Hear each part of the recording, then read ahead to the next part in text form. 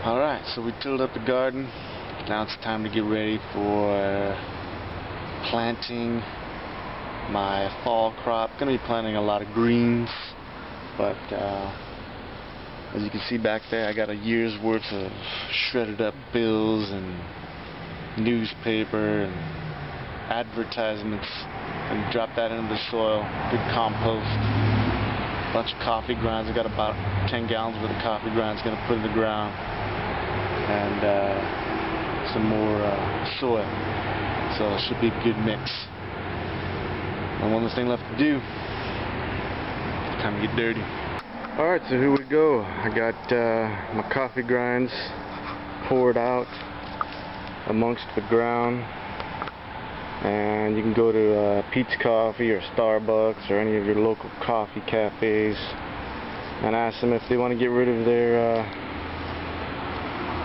coffee grinds, and they'll probably dump them off onto you. One thing you got to look out for is stuff like this, plastic. Make sure you go through and dig it out. Sometimes you get the plastic lids. There's there's gonna be filters in there. That's okay. This breaks down. I dumped these in there. I did the same thing last year, and none of those filters are gonna stay more than 6 months, so it breaks down pretty good. So here's all my advertisements and newspaper clippings. Here's some soil I had left over from last spring. Again, here's some more. I think this is from Peet's Coffee. So I remember them saying they had filters in it, and that's perfectly fine. It'll break down nice and easy like. So coffee grinds.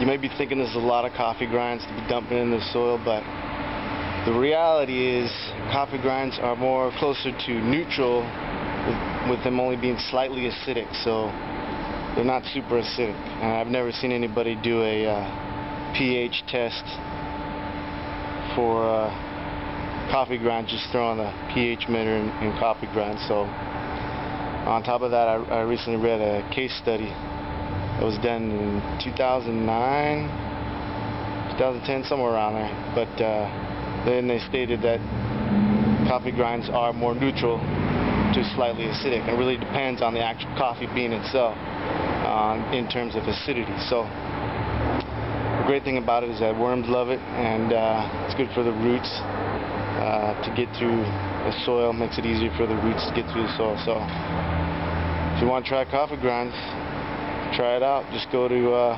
Starbucks and Peet's Coffee and your local cafe and see if they want to get rid of the coffee grinds, and maybe dump off some of your fruit later on and say thanks, So it's a way of giving back.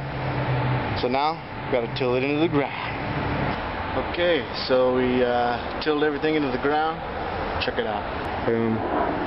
So there it is, all tilled into the ground. Now you'll notice, see this shadow that casts across here?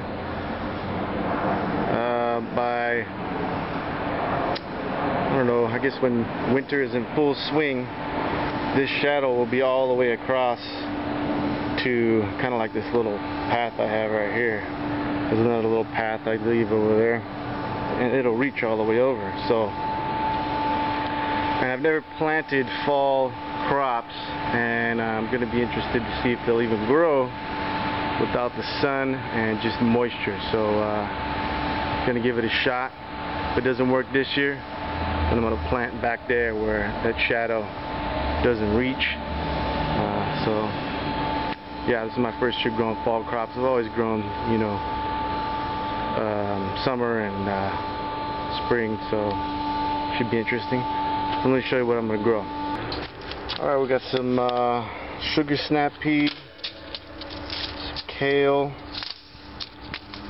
different variety of kale, some Chinese kale, some bok choy, baby leaf spinach. I'm going to try some scallions and some Swiss chard. See how it goes. Oh, that reminds me. If you're going to throw out some newspaper clippings and all that, kind of goes without saying, but do it when it's not windy. Just saying. Just saying. Today is not a very windy day. So that's about it. Now we got to put it in the ground tomorrow. It's supposed to rain. 70% chance of rain. So I time it just perfectly. And I put these seeds in the ground. Again, my first year growing fall crops. And on this side of the house, we'll see how it works. Thanks for watching.